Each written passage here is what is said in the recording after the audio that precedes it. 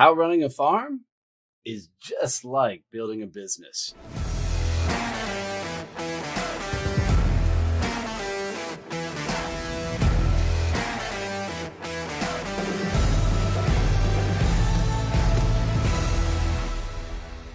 Hey, I'm Donnie Bovine, the CEO and founder of Success Champion Networking and author of the book Fuck to Focus. This is Growth Mode, a podcast all about growing and scaling your business. Hanging out with me as always is Kevin Snow, the sales automation tactician and genius. And in this episode, we're going to talk about how a couple of country boys who grew up on farms build a business and how much it correlates to really building a successful business.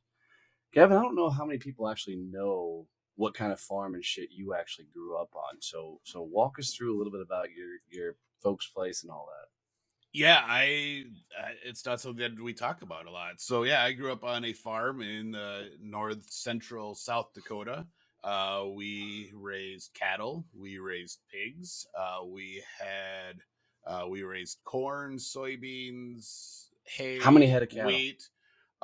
We would normally have around 200. God, that's a big herd. And I know it's not massive, but around here, that's a big herd. And it was all, cow calf operation. And then we'd sell them off after they got weaned to feeders. Oh, so you guys weren't processing then? You were selling the calves off. Yep. Every once in a while we'd buy some steers to feed out, but we were really cow calf operation. So man, doing cows and crops and pigs, that's a lot of damn work. Yep. How many head of pig? Oh God, we probably I think we had 3 or 4 rotations, so we had to have probably 100 sows. God bless. And then those we had feeder pigs. We kept feeder pigs too, so we had a finishing barn that they went through and that we knew where they were based on which stall they were in, and then we sold them off and put in more. And yeah, worst job in the world, cleaning out the farrowing barn.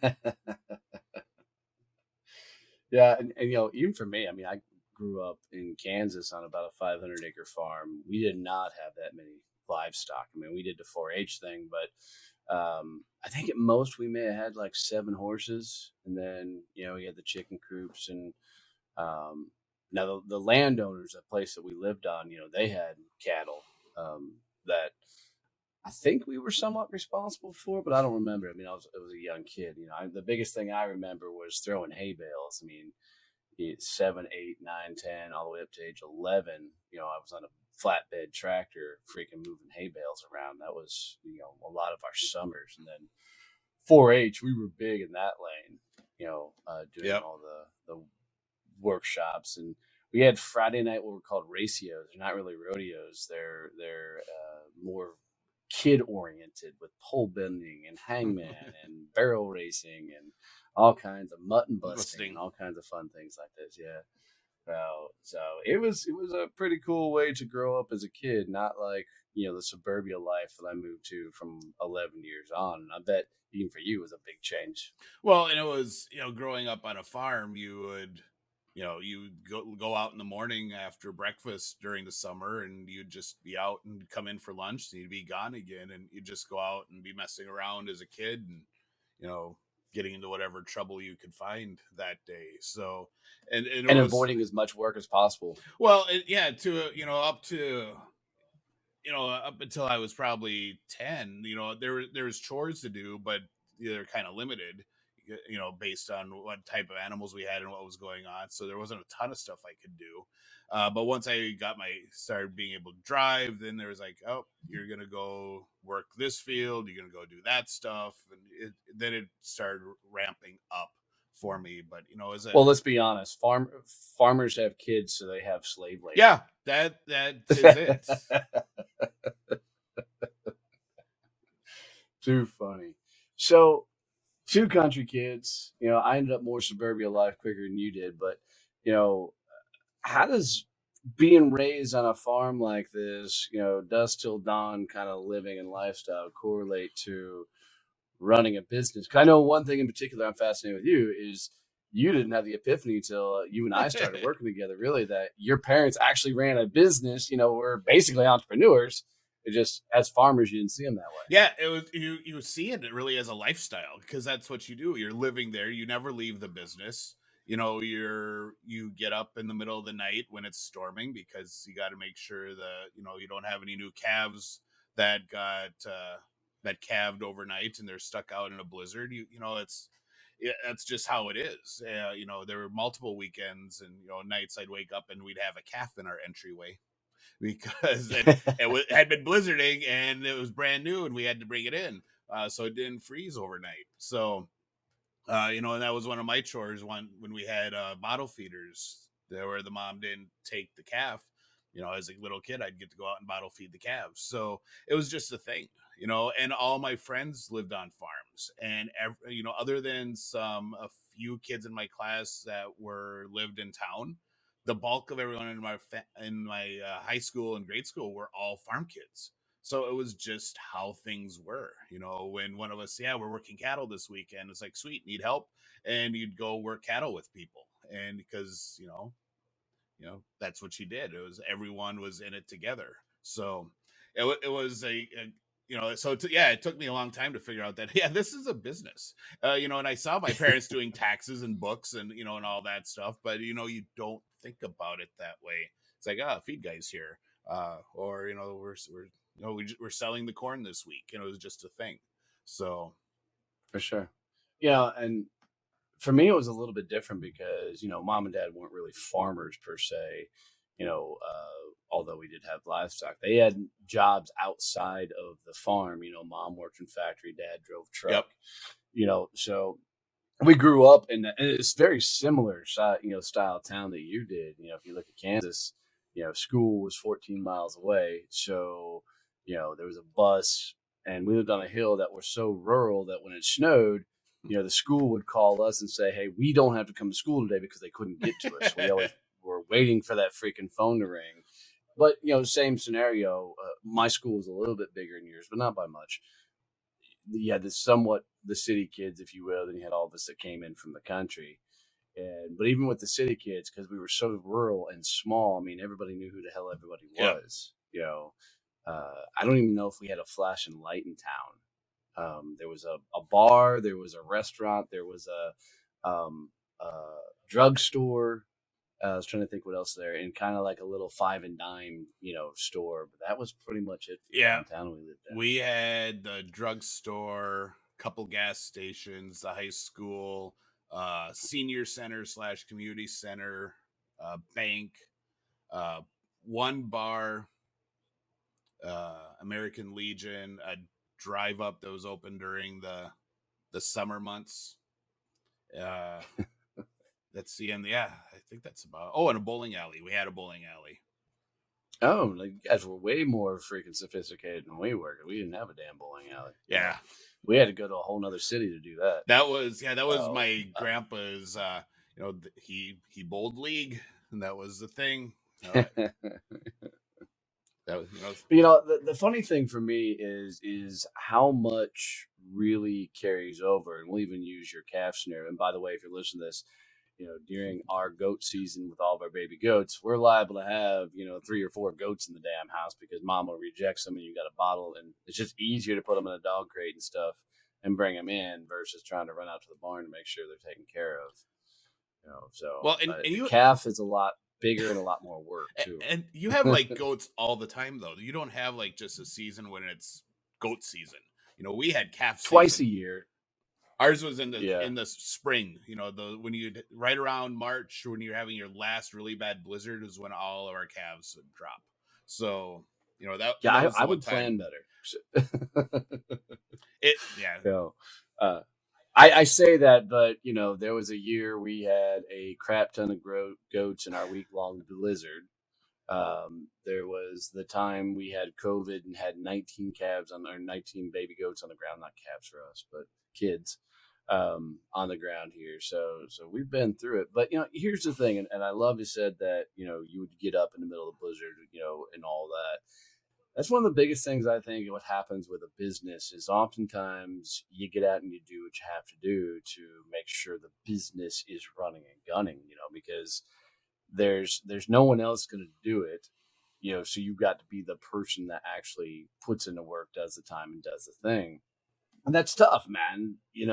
Always getting everything done, especially until you have a team that you can start delegating off. And then it's a whole new thing. Like, I can imagine the first time your dad looked at you and said, "All right, go get a calf," or gave you responsibility that he's done for the Yep. last however, years. That had to be a big moment for him to realize, all right, I'm trusting him to go out and do I am this. putting You him behind the wheel of a $50,000 tractor with no one supervising him. know. I can honestly say I never drove a tractor that expensive. We usually got the probably 15 to 20,000 at most. We But had the and one they really nice John Deere that we used for all the heavy field and work. see, I won't even use a John Deere. The John Deere is such a pain in the ass because if anything breaks on it, any maintenance on it, you got to take it to John Deere, and that was always the most annoying. Down here, you do. Oh God, no! We fixed everything on the farm. We had a big shop, Well, and if you can't, right, if you can't fix it yourself, hell, you there's. know, um, I only remember like once or twice we took the tractor into the actual dealer. Normally, it's mm. like, hey, we order the part, we go pick it up, and then we tear the engine apart and put it in. So, Well, but even that's a lot like business because most times early on, we're figuring out and tinkering with things, trying to save money, doing yep, as much of the crap our damn self. And we get pretty good at a lot of damn different things, yeah. tinkering and building. One summer we needed a new bale hauler, so we didn't do the little square bales. We did the big round bales. Big round Yep. bills. So we built Grandpa and Dad and I built a bale carrier, big flatbed that had hydraulics and so lots of welding and cutting steel and then putting the slip paint on and all that stuff to make our own bale carrier. It was, you know, And that's why you got to love these blue collar farmers, man. These guys are just innovative, creative. I mean, they always joke that said, smoking weed doesn't make you a bad person. It turns you into an architect or an architect. I can't say the damn word. And being a farmer is kind of the same thing. I mean, you are literally a jack of all trades, and people give me a hell over that phrase, jack of all trades, master of none, but more often than not, better than the master of one is what the full yep, damn quote is. So don't fucking send me a message in saying I'm fucking banging on the damn trades, So, but I think like running a farm, you've got to be as resilient as hell and be exploratory and curious and figure out new and innovative ways to do it. I yep, mean, we doing the hay thing, we picked up square bales this year off a farmer, and it's me and my brother Scott and the nieces and mom and dad, and we're used to walking the field and slinging square bales up on the flatbed trailer. But when we got to this guy's farm, a whole crew of us rolls out, and he laughs. He goes, "You're not going to need all those people." I'm like, "Well, mom and dad can't throw the bales." He goes, "No, you don't understand me." He pulls out a freaking little bobcat, backs up to his farm, and he created this device that's all hydraulic and will pick up three, six, nine bales at a go and off a stack. He picks up nine bales and turns and just drops it on a trailer, which would have been, a 2 hour, two yep. and a half hour picking up and throwing them out of the field. We were done in 10 minutes. I'm like, where the hell have you been, the last 4 or 5 years? you know, so we, between that guy and his neighbor, that's where we get all our hay from now because they're innovative Yep. hell. And same thing, that guy literally built this device. He said he went online and that device was, I don't know, what did he tell me, like 8 or 9 grand to buy that contraption. He looked at it and goes, "You know what? I can build that." And sure as Yep. shit, if he did, hooked it right into the hydraulics lines and Yep, we made it. built a ton of our stuff, and you'd find out who all the farmers kind of knew who was good at what. There's one of our neighbors that was more of the veterinarian level. Knew all the medicines and stuff. And if there was a hard pregnancy or hard birth, then he'd call them and they'd come help rather than just calling the vet and spending money. Grandpa was really great at welding. Everyone had a thing. So if you needed that little extra, you called one of the neighbors and they'd come help and do stuff. And that was really kind of that's really similar to this whole mastermind concept that we Yeah. work with a lot of our clients too, where you get people together and everyone has something that they're really great at in the group, and they're able to really put that skill forward and help the other one. And that's really key in business. We talk about it all the time. If you're going to be in business, you need to be surrounded by other people doing what you do, other business owners, so you can have those conversations. The men on the farm always got together and went into town for coffee, or in the middle of the afternoon, a Right. Pepsi. And they hung out and then they talked, and it was what's going on, how are the cattle, and they were all sharing their stuff, and was a big part of the day. It was a daily thing.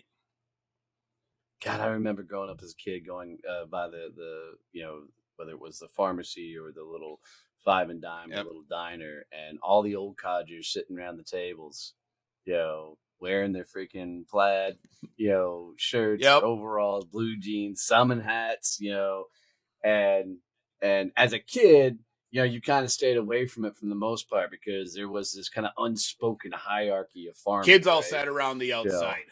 So if we were at the Yep. cafe, we Yep. sat at the cafe at the counter, and we had our pop I don't there. know what a cafe is, but I know what a cafe is. It's the same thing, except I pronounce it right. A cafe. There's no you in there. That's how I grew up. That's the German. The fun thing for us though is when we went to Uncle Otto's. He had a well drilling company, and they had a shop in town, and we'd go hang out there for a Pepsi, and the men would pay cards Oh, nice. during the day and hang out, and it'd be the same thing, except with more comfy chairs as going to the cafe. Um, We'll learn. but yeah, but everyone was sharing what was going on, and they were talking about all the stuff that's going on in the town, and town politics and county stuff, and all the local intrigue going on that you sat and you took it in as a kid. Well, and I think that just validates the idea of being around a bunch of other people that are building businesses, doing the right things, because it is the input and feedback from all the other people that really help you figure out all the things you're doing in business. Because as we Yep. do, we often put ourselves on this island because we don't want people to know how bad it is, or we don't want people to know that we're screwing things up, man. But if you're running a farm and you're trying to do it all yourself, I mean, that's a lot of freaking shit to do, and try and get it done yourself. I mean, it's damn near nearly impossible. Yeah. Oh, I couldn't imagine how we would have done it ourselves if Dad was the only one doing stuff. During the busy times of the year. Yeah, we were fortunate because it was Dad and Grandpa. We moved on to Grandpa's farm, and we kind of took over it as he got older. So Dad and Grandpa did a lot of it, and then me as I got older. But during the busy times of season, like harvest, Grandma was out driving grain truck. Right. Mom was driving grain truck, and between loads, she'd go in and she'd make dinner to bring out to the field. It was everyone got in. There were times when we were really busy that one of Dad's brother-in-laws or Dad's dad would come help too, and we'd have extra people Yep. because there was so much going on. So it had to be a community. Anyone who tried to farm on their own couldn't do anything at scale, and that's the same with business. You can't. And if you want to scale, you got to figure out how to bring on the other people. Well, and that's what I loved about it is that, and the women folk would outwork the men sometimes. I mean, they straight up got after, especially when busy. I mean, I can tell you, growing up with a tomboy for a mom, mom's a beast, and she'll outwork most dudes, and she's gonna be sitting right next to you the entire time. And all the women in our family are just that way. It's when work's to be done, work's to be done, and I fucking love Yep. every minute of it. And you look at my second oldest niece, Scott's little girl, Jen. I mean, we tell her all the time she's my favorite nephew because she'll outwork most full grown ass men. She gets after it, and I love hanging out with her. you know. And I think that's a lot of it is surround yourself with those right people. And if you're truly going to scale a business, you can't do this shit on your own. You know, just like your daddy was the welder in the area, you know, he often would jump on other projects and jobs and everything else. But if all he did is focused on, you know, welding, he doesn't build a damn farm. You know, you Yep. got to bring all the people around you to, you know, free up your time to go do, create, build, and add new things in there. You know, I would really challenge, you know, some of you guys that have never been around farming communities, never been around that type of environment, get out and get around them, and you're going to see just a different breed of person because you're going to meet the backbone of America or the backbone of your country, wherever you're living, listening to that literally are putting in the time and the hours doing the thing, making sure that they're taken care of and supporting their families. You know, and I think that's a lot of what it took for both me and you to build our companies was that hard work, that dedication, doing Yep. the things that others won't, so we can make it happen. Yeah, I want to circle back to one of the things you were talking about. I want to dive in a little bit deeper about the idea of just getting he had to get the work done. And there were priorities on the farm. There were certain things that had to be done at certain times. You had to feed the cattle. There's stuff that had to be done at a specific time and on a specific schedule. Mm. So, feeding the cattle was a daily thing. You had to do it. You couldn't just not feed the cattle for a Yep. day. You know, Even when they're out in pasture, you still had to take out all the supplements and all the extra stuff that they got in addition to what they're eating from the field. So, you have to, just like running a business, you had to figure out, hey, here's the things that are a priority. We talk a lot about business development tasks. You have to do your business development tasks every Yep. day. That's the same as feeding the cattle, feeding the pigs, feeding the chickens, whatever animals you have. It's a thing. If you don't feed them, they don't grow. If you don't feed your pipeline doing business development, your company doesn't grow. You don't have revenue. And if your company's not having revenue, there's fallback positions that you can take to still pay the bills. On the farm, if we didn't have cattle to sell or something went wrong with the crops, we had to figure out all right, so mom and dad had to figure out, all right, so how are we feeding the kids? Right. How are we going to make money? So Well, it's like here in Texas right now, we're in this massive drought, you know, several days of 100+ degree weather, yep. and it's going to go for another month and a half. We're just getting to the hot part of summer, and we're already breaking records with, you know, how hot it's been. And, you know, I reached out to my hay guy just to see if he had, he laughed and goes, yeah, we got nothing. And nobody around us has got anything either. So now it's like we got to take care of the goats. And luckily we stocked up. We were just going to do another round of stocking up, you know, but we filled a barn with 100 bales going into the summer because we always knew it was tough to get hay then. And but if something comes up, that barn were to burn down, God forbid, or something, you know, gets infested with something or whatever else, Yep. there's no, hey, maybe we can just put it up. No, we got to feed the damn goats. So you know, you figure it out.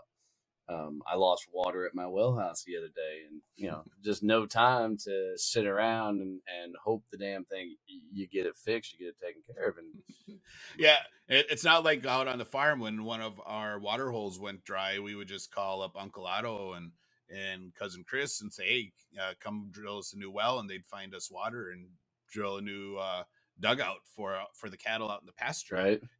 That can't just do that when you're because you're close enough to town. You just can't dig and make a big. All right, Well, here's our new water source. luckily we tap into the underflow of the Trinity River, so there's a huge ass supply underneath us. But and and just so people understand, you know, a traditional well goes about 350 feet. Ours goes about almost 900 feet. So that's Oh how wow. deep down our well goes. So it's only tapped into the Trinity. But you know, even that, there's still mechanical failures, right? And if mechanical failure happens, you got to fix the damn thing. And I think Yep. that's all part of it is getting it done, doing the things.